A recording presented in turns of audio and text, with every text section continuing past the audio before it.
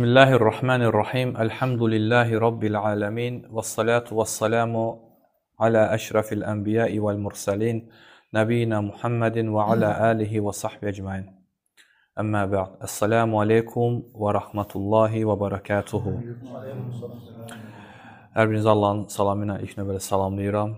Allah həmd olsun ki, Allah yenə də bizi onu zikr etməyə, onu xatırlamağa, onun dinini öyrənməyə müvəffəq edib.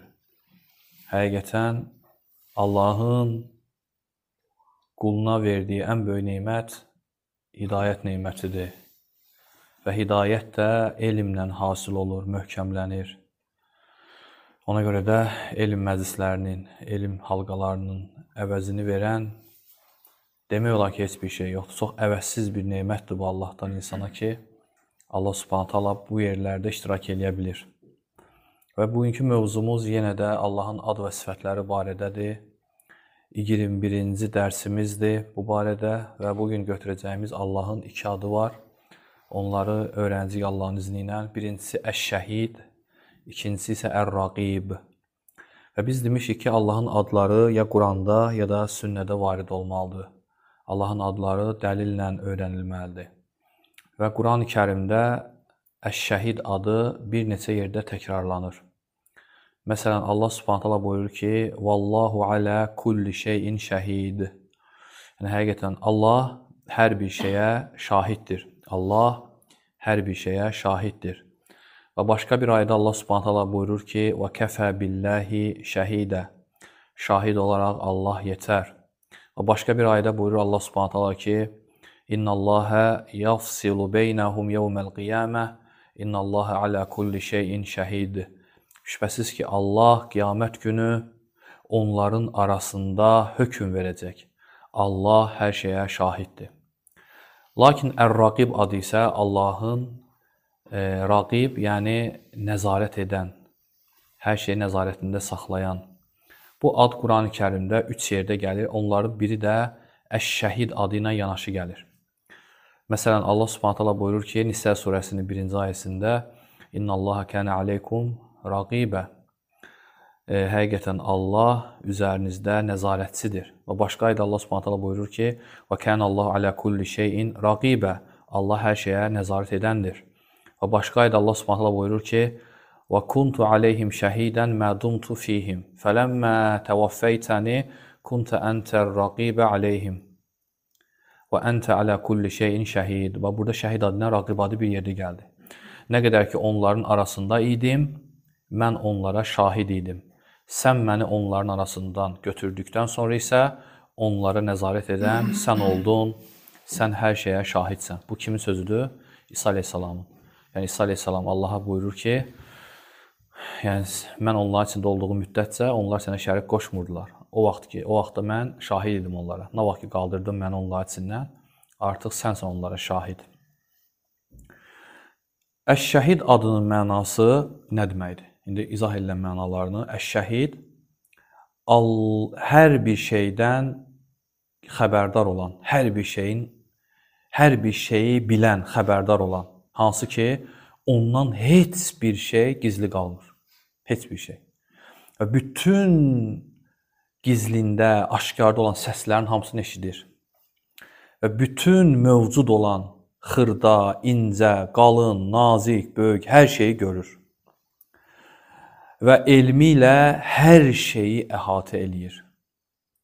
Və qullarına qiyamət günü şahidlik edəcək.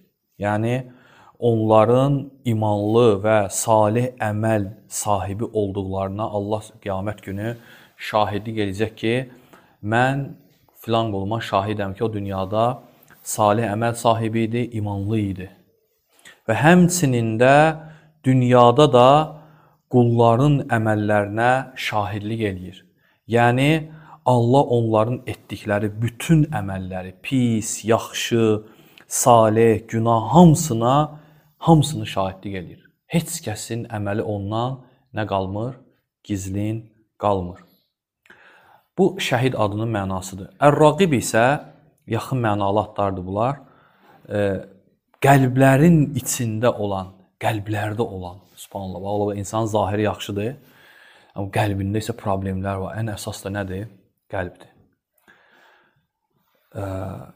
Qəlblərdə olan hər bir şey bilir.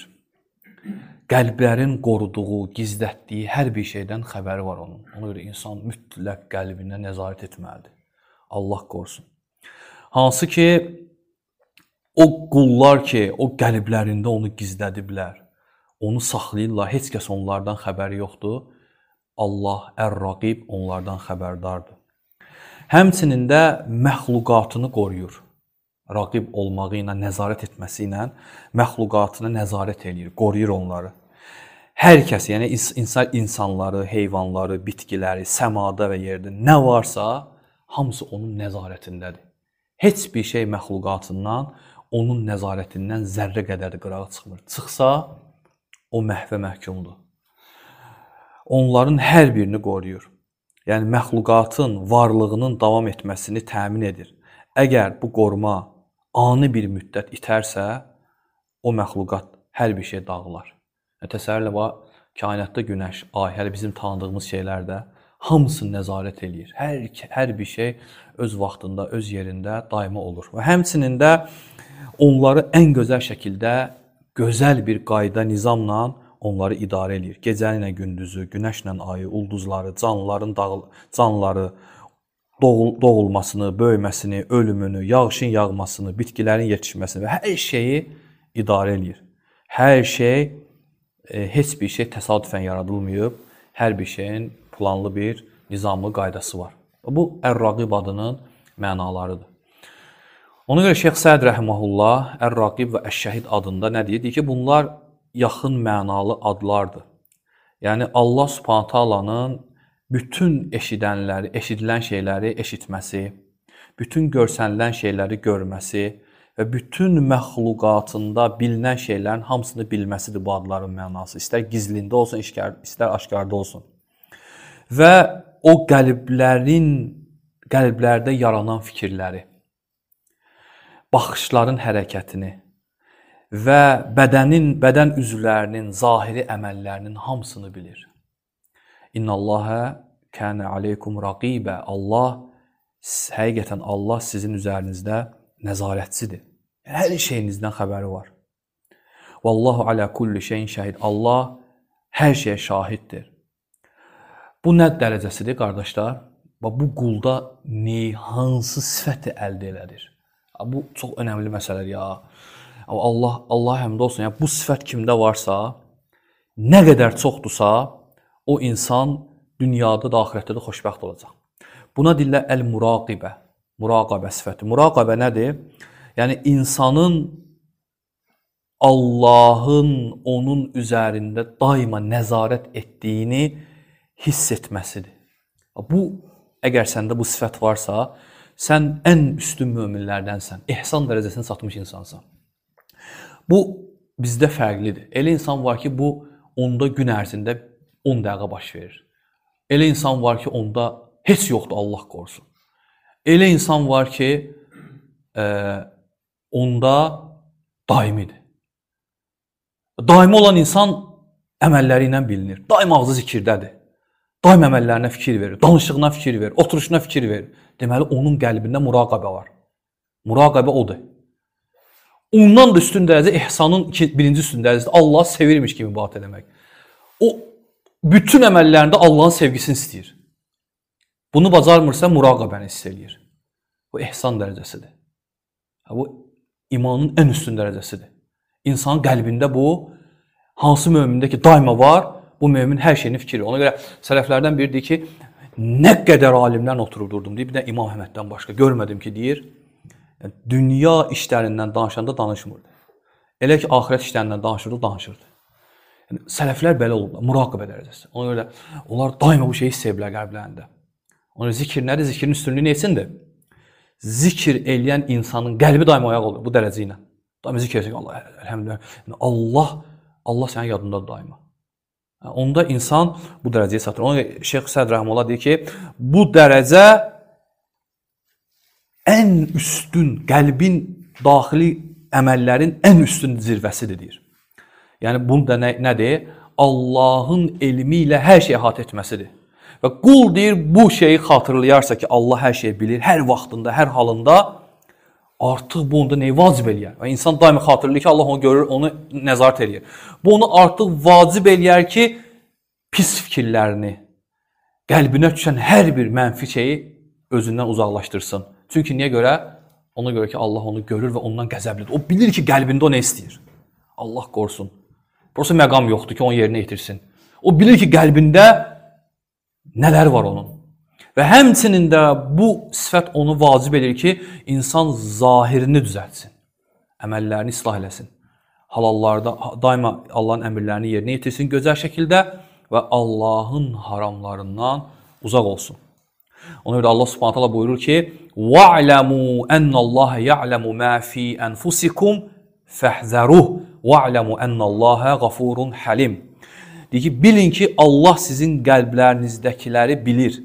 Elə isə ondan qorxun, bilin ki, Allah bağışlayandır və rəhimlidir. Və başqa ayədə Allah Subhanahu taala buyurur ki: "Və kana Allahu ala kulli şeyin raqiba." Allah hər şeyə nəzarət edəndir. Və başqa ayədə Allah Azza və Cəllə buyurur ki: "Və huve ma'akum eynema kuntum." Siz hardasınızsa, o da öz elmi ilə, eşitməsi ilə, görməsi ilə sizinlədir. Vallahu bima ta'malun basir və Allah sizin etdiklərinizi görür. Yəni o sizə nəzarət eləyir. Əməllərinizə şahiddir. Siz harda olsanız, istər quruda, istər dənizdə, istər gecə, gündüz, evlərinizdə, səhrada, harda olursunuzsa olun, Allah sizinlədir və sizi öz elmi ilə əhatə eləyir. Ona görə də Allah Subhanahu taala Quran-Kərimdə buyurur ki, aranızda sözü gizlədən də, onu açıq deyən də, gecə gizlənən də, gündüz gəzib dolaşan da Allah üçün nədir? Eynidir. Və başqa bir ayədə Allah Subhanahu buyurur ki: "Vasbir li hukmi rabbika fa innaka bi a'yunina." Sən Rəbbinin hökmünə səbr et. Həqiqətən sən bizim gözümüzün qabağındasan. Alimlərin bəziləri bu ayələri cibinə yazıb qoyardılar. Bu ayəni, Tur surəsindəki ayəni. Niyə görə? Onlar bilər də başlarına gələn hər bir şeydə onlar Allahın nəzarətindədirlər. Allah bir qulu imtihan eləyir, lakin onu tək buraxmır. Bu imtihanda olsun, böyük xeyirlər var. Səbr eləyəsə, səbr eləyib Allahdan yardım diləsə, mütləq Allahın yardımı ona gələcək. Ona görə də Allah Subhanahu taalanın nəzarətindən çıxmamısan sən. Allahın sənin halından xəbəri var. Sadəcə səbr elə bil ki, məiyyə var, məiyyə sifəti. Yəni hər ibadət üçün gəlmir bu məiyyə. Məiyyə nədir? Yəni Allahın qulu ilə bərabər olması. O da nədir? Alimə gətirirlər ki, səbr məqamında Allah qulu ilə bərabərdir. Səbr eləməlidir, səbr etməlidir və o mütləq o səbirdə Allah onu, yəni o belə deyək də, onu başı uca çıxardacaq. Hətta fikir verin, o Buruc surəsində Xəndək hadisəsi var. Alimlərin bəzilərinin bir çox təfsirləri var, o kimlər olub olar. Lakin Peyğəmbər sallallahu əleyhi və səlləmə bir hədis varid olub ki, o xəndəklər hal-hazırda dururlar. Saudi Ərəbistanda bir yer var, orada o ağın müəyyən izləri qalır. O xəndəklərdə insanları yandırıblar.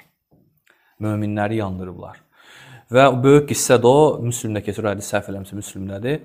Və o qissədə həmin o adamlar iman gətirirlər. O uşaq öləndən sonra, yəni o uşaq deyir ki, məni, deyək ki, bu uşağın Rəbbinin adı ilə o padşah deyir ki, ox at və ox mənə deyib öləcək. Və oxla o uşaq ölür və bütün onu görən cəmaət iman gətirir. Və padşah onların hamısını yandırır orada. Və orada bir möcüzə baş verir, bir kəramət baş verir bir qadında. Qadını da atanda qucağındakı uşaqla bərabər özü onlar gülürdülər həmin cəmaət. Adamlara atırdılar, sevinirdilər və həzz alırdılar onları yandırmaqdan. Və qadın səbirli olmaq istəmir, istəyir dönsün uşağına görə.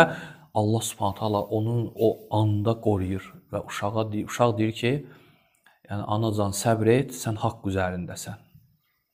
Hətta İbn Kəsirdə, təfsirdə bir rəydə gəlir ki, onları Allah oda düşməmişdən qabaq ruhlarını almışdı əllərindən. Onlar heç odun istiliyini hiss eləmirlər deyir. Ona görə yəni alimlər gətirirlər ki, yəni şəhid elə bir zirvədir ki, deyir cənnəti, yəni cənnətdə elə bir rahatlıq var ki, elə bir hiss var ki, sən ora düşəndə dünyada keçirdiyin bütün ağrıları, azları unudacaqsan. və istəməyəcəksən ki, dala qayıdasan. Yalnız şəhiddən başqa. Şəhiddə elə bir his var ki, deyir, o ölüm ayağında o elə bir his keçirir ki, o deyir ki, ya Rəbbi, məni təzədən dala qaytar, o hissi yenə yaşayım. Yəni, o dəhşətli bir his. Ona Şeyx Hüseyin Rəhməllah deyir ki, şəhid ölüm ayağında heç bir ağracı hiss eləmir. Hətta mənə sənə zahirən görsənsə ki, o parça-parça oldu, ya da yanına bir nəsə düşdü, tikə-tikə oldu, sənə elə gəl. O anda ləzzətdən başqa heç hiss eləmir. Aydındır. Ona ki, o yəni şəhidə verilən bir üstünlüklərdəndir. Və başqa ayədə Allah Subhanahu taala buyurur ki: "Ya'lamu xainətel a'yuni və ma tuxfis sudur." O deyir, gözlərin xaincə baxışını və sinələrin nəyi gizlətdiyini bilir. Və fikir ver ayəyə. Gözlərin xain baxışını. İbn Abbas radiyallahu anhu bu ayənin təfsirində deyir ki, yəni bu adama aiddir ki, sanki deyirsən bir evdə oturmusan, o evdə bir gözəl qadın var. Və yaxud da ki, sən bir yerdə oturmuşsan, qadın sənin yanından keçir. Sən o qadına baxırsan, kimlər sənə baxandasa deyir, gözünü salsan aşağı. Yenə də qaldırıb baxırsan, kimlərsə baxanda salsan aşağı, güya ki ona baxmırsan sən. O xain gözdədir, Allah onu da bilir. Və həmçində qəlblərdə gizlənən də nədir deyir? Yəni İbn Abbas yenə radiyallahu anhuma deyir ki, yəni Allah bilir ki, sən o qadına gücün çatsa zina edərsən, onu da bilir. Sadəcə gücün çatmadı deyənə eləmədi. Yəni sənin sinəndə gizlənən budur. Ona görə yəni təsəvvür edən bu indi İbn Abbas radiyallahu anhuma bunu qadın üçün misal çəkir. Yəni gör biz gecələr telefonlarla baxanda, telefonlarla heç kəs bizi görməyəndə nələrə baxırıq. Yəni Allah qorusun, bu xain gözdür. Və bilmək lazımdır ki, bu sənin əməllərini batil edən bir əməldir. Sənin bütün həsənətlərini yeyir olar, haramlar. Allah qorusun. Yəni ona görə də yəni gizlinlər insanı məhv edən şeydir. Əslində əsl mömin odur ki, yəni o muraqabə dərəcəsi gizlində əslində üzə çıxan bir şeydir. Yəni belə insanlar arasında nə var ki, deyək ki, mən Allahdan qorxuram, mən beləyəm, amma sən o Allahın haramı ilə baş-başa qalanda, heç kəs səni görməyəndə o qəlbdəki o nəzarət, Allahın sənin nəzarət hissi onda çıxır üzə. Çox dəhşətli addır bu adlar. Və həmçinin də hədisdə nə gəlir? Cəbrail əleyhissalamın hədisində Peyğəmbər sallallahu aleyhi və səlləm, yəni Allah Rəsulü sallallahu aleyhi və səlləmlə soruşduğu zaman ki, ehsan nədir? O nə buyurdu? Ən tə'budallaha kəənnəkə tərah. Sən Allaha elə ibadət eləyirsən ki, sanki onu görürsən. Fə illəm təkun tərahu fə innəhu yarak. Sən onu görməsən də o səni görür. Bax, bu ehsan dərəcəsidir. Birinci sevgidir. Yəni, sən bütün əməllərində Allahın sevgisini axtarsan. Bax, mən bu əməli eləyəcəm, bunu neçin eləyəm, Allah məni sevir. Mən bunu edəcəm, Allah məni sevir. Mən bu haramdan çəkinəcəm, nəyə görə Allah məni sevir. Hər bir şeydə bu ehsan dərəcəsidir. Hər bir şeydə. Subhan, hətta bu insanı hara gətirir, çıxardır? Vara dərəcəsində. Vara nədir? Bəzi mübahları insan tərk edir ki, harama düşmək qorxusundan. Hətta mübahları, icazəli olan şeyləri. Görürsən? Yəni, sələflər olub belə insanlar, yəni vara əhli. Və həmçinin də əgər onu bacarmırsansa deyir, düşürsən ehsanın ikinci dərəcəsinə muraqabə. Nədir? Yəni Allah səni görür. Bu hisslə yaşayırsan daima. Və bu deyir dəlillər və bu mənada olan dəlilləri fikirləşdir və bu səni deyir hərəkətləndirəcək, təhrik edəcək qulu hara? Yəni Allahın səni nəzarət etməsini hiss eləməyə. Hər bir əməlində, hər bir vaxtında, hər bir halında. Çünki insan əgər o muraqabə dərəcəsinə çatarsa, onun məhsulu, onun meyvəsi nədir? İnsanın bilməsidir ki, Allah ona daima nəzarət edir, Allah onu görür. Onun səsini eşidir, onun əməlindən xəbəri var. Hər bir vaxtda, hər bir anda, hər bir saniyədə, hər bir nəfəsində. Onda nə edirsən? Sən dilini qoruyursan, gözünü qoruyursan, əməllərini qoruyursan. Və bu əzəmətli bir mənzildir, əzəmətli bir dərəcədir. Hansı ki, bu dərəcə Allaha və axirətə doğru gedən insanların ən üstün dərəcələrindən biridir. Və bunun həqiqi mənası da nədir? Qulun daima o Allahın onu bilməsi elmini özündə canlandırmasıdır. Yəqin olmasıdır ki, haqq olan Allah ona nəzarət edir. Onun zahirinə və batininə nəzarət edir. Və bu şeylə o davamlıyətli olur, yəqin olur və ona görə də bütün Allahın əmirlərini öz nəfsinin yox, Allahın ondan istədiyi şəkildə eləyir. Allahın əmrlərini Allahın ondan istədiyi şəkildə eləyir. Namazı, orucu. Yəni Allah ondan necə oruç tutmaq istəyir, o cürünə tutur. Allah ona necə namaz qılmaq istəyir, o cürünə qılır. Baxın, açın Quran-ı Kərimə baxın. Allah möminlərdən hansı namazı tələb eləyir? Onu qorumağı, onda ixlaslı olmağı, xuşulu olmağı, onu vaxtında qılmağı, belə namazı. Yoxsa ki, namaz qılanlar çoxdur. Elə namaz qılanlar var ki, onlar üçün vay gəlib. Vay o namaz qılanların halına ki, namazlarında səhlənkardırlar.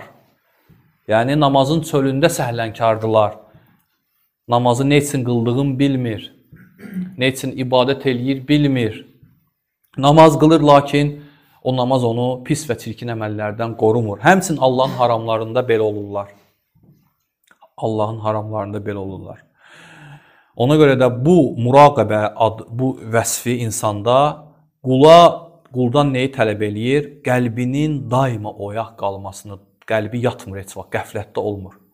Qəflətdən uzaqlaşmağı, daima ağzının zikirdə olmasını, Allah'a daima zikir elə qəlb. Və bu da, subhanallah, bax, bu yerinə də diqqətli olun, bu iki sözə, İbn Qeym ilə İbn Teymiyyə sözləri gələcək burada. Bəyək bir nəfərə demişəm bunu, subhanallah, onu çox pis təsir edir. Həqiqətən çox təsirli söz İbn Teymiyyə sözü. Görün, hardan danışır şeyx, subhanallah, adam alimin fəhminə baxın. Deməli, Şeyx Abdurazaq buyurur ki, bu elə bir sevinc gətirir insanın qəlbinə ki, muraqəbə. İnsan daima Allahın yanında olmasını hiss eləməsi. Bu elə bir insanın qəlbinə sevinc gətirir, elə bir göz nuru gətirir insana ki, sanki insan cənnətdə yaşayırmış kimi yaşayır. Yəni, təsəvvür ki, aləmlərin Rəbbi sənin yanındadır. Bu sən nə deməkdir? Yəni, sən təsəvvür ki, hansısa bir dünyada olan bir böyük bir vəzifədə insan daima sənin yanındadır. Sən bilsən ki, telefonu qaldırıb onu zəng eləsən, daima sənə cavab verəcək və sənə kömək edəcək. Bu səndə necə hiss oyadar qəlbində? Görün, indi aləmlərin Rəbbinin sənin yanında olmasını hiss eləmək daima necə ola bilərsən? İndi görün, İbn Qeym rəhməllah nə deyir? Diqqətli olun. İbn Qeym rəhməllah deyir ki, qəlbindir Allahla sevinməsi və onunla fərəhlənməsi və onunla Allahla qəlbin yanaşı olduğu zaman gözə gələn sevinc deyir, dünya neymətlərindən heç bir neymətlə müqayisə oluna bilməzdir. Yəni, dünyada insana nə verilirsə verilsin, əgər insan bu dərəcəyə çatırsa, o dərəcənin sənə verdiyi ləzzəti heç bir neymətin sənə verdiyi ləzzət qədər verə bilməz. Ona görə də dünya, bu deyir, cənnət əhlinin halına bənzir. Ona görə deyir, bəzi ariflər deyərdilər ki, deyir, bəzən elə hallar deyir, keçirirəm ki, mən deyir, alimlər deyirlər də. Deyir, əgər cənnət əhli cənnətdə bu haldadırsa deyir, deməli onlar çox gözəl bir həyat içindədirlər deyir. Təsəvvürlə, yəni, qəlbin şirinliyi, ləzzəti. Deyir, şübhəsiz ki, deyir, bu sevinç, yəni qəlbin rahatlığı, qulu Rəbbinə doğru davamlı bir hərəkət etmə, yürüş, ona sövq edir insan deyir. Daima insan, əgər bu ləzzəti duyarsa insan, onu itirməmək üçün daima Allah tərəf gedər insan. Daima o sevincin tələb etdiyi, gətirdiyi şeyləri axtarır insan Allah yanında. Və kim bu rahatlığı hiss etmirsə deyir, onda deyir, yəni öz itayətini qınasın deyir. Öz itayətinə baxsın deyir. Yəni, çünki deyir, hər bir imanın bir şirinliyi var. Kim onu hiss etmirsə deyir, geri dönüb öz halını islah eləsin və o nurdan pay əldə etməyə çalışsın, o şirinliyi hiss etsin. Yəni, kimdə bu şirinlik yoxdursa, bilsin ki, nədir? Onun əməllərində problem var. Çünki Peyğəmbər sallallahu aleyhi ve sellem buyurur ki, kim Rəbb olaraq Allahdan, din olaraq İslamdan və Muhammedin Rəsul olaraq Muhammed sallallahu aleyhi ve sellemdən razı olarsa, o imanın şirinliğini dadar. Deməli, o razılıq səndə yoxdur ki, qəlbində.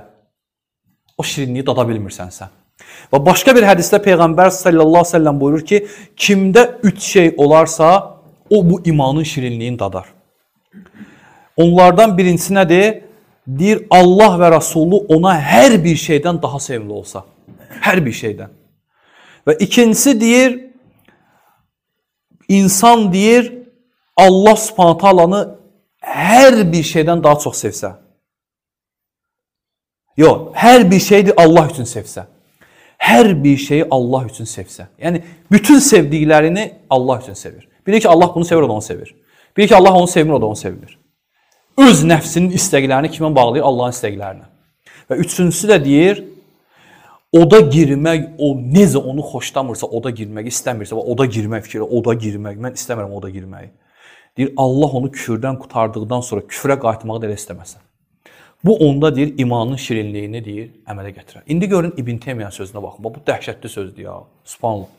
İbn Teymiyyə rəhməhullah deyir ki, əgər deyir,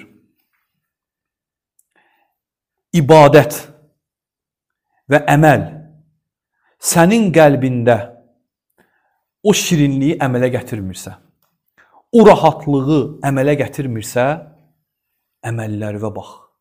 İndi fikir ver, gör hardan vurur. Deyir, çünki deyir, Allah Subhanahu şəkurdur. Şəkur nədir?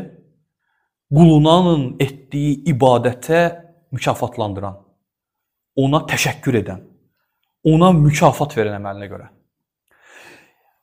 Yəni Allah Subhanahu taala əməl eləyən qulunun əməlini dünyada mükafatlandırır mütləq. Neynə? O şirinliyi onun qəlbinə verməklə və onun qəlbini genişləndirməklə və onun gözlərinə sevinc verməklə bu əməldə. Subhanallah, fikir verin.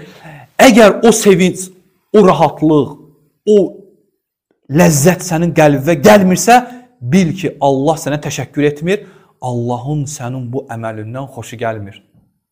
Və sən necə ki, bu dünyada o şirinliklə mükafatlandırılmırsan, qorx ki, axirətdə də o əməlində mükafat olmasın. Ona görə sələflər deyərdilər ki, Allahın bir əməlin qəbul olunmasının əlaməti nədir səndə? Növbəti bir əməl üçün qəlbini genişləndirməsidir, rahatlıq verməsidir. Əgər sənin qəlbin o əməllə rahatlıq tapmırsa, o ibadətdən həzz ala bilmirsənsə və o ged-gedə ibadətlərdən soyursansa, bil ki, o ibadətlərdəki əməllərində problem var, qəlbində problem var və qəlbini ittiham elə və qəlbini düzəlt. Çünki deyir, əgər bunu tapmasa, deməli onun əməlində bir qüsur, naqislik mütləq var. Yəni ixlas yoxdur, ya müxalifətçilik var. Ona görə də İbn Qeym rəhməhullah başqa bir sözü var onun. Deyir ki, sənin deyir namazı xuşusuz qılmağın nəyə bənzir deyir?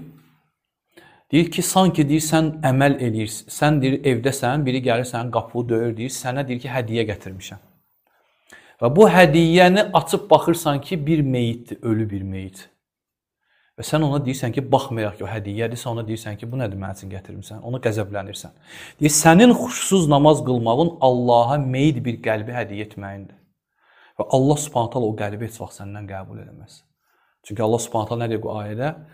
Yəni, o gün deyir, nə bir övlad, nə də bir mal, mülk fayda verəcək, yalnız nə? Salamat qəlb. Yəni, salamat qəlb də nədir? O qəlbdir ki, onda ixlas, Allahın nəzarətinin olması və digər qəlbi əməllərinin olmasıdır. Ona görə Subhanallah, həqiqətən İbn Teymiyyanın sözündə dəhşət var ki, yəni əgər sən əməllərində rahatlıq, göz aydınlığı, göz sevinci görmürsənsə, bil ki, səndədir problem. O əməldə yoxdur. Ona görə görürsən ki, qardaşlar var, sabit qala bilmirlər. 2 il, 3 il, 4 il görürsən qardaş yoxdur artıq. Niyə görə? Əməllərində problem olub, qəlbində problem olub. Allah ona təşəkkür eləməyib ona görə. Allah onu mükafatlandırmayıb ona görə. Ona görə də əlhəmdülillah bu yolda qalmaq şərəfdir. Bu yolda qalmaq, əgər kim o rahatlığı hiss edirsə, o rahatlığı duyursa qəlbində, nə xoş o insanın halına. Allahdan istəyirəm ki, Allah Subhanahu taala bizi faydalı qullarına eləsin, bizim qəlbimizi daima o rahatlıqla rahatlandırsın. Və düzün Allah bilir və sallallahu alə nəbiyinə Muhammedin və alə alihi və sahbə ecmaîn.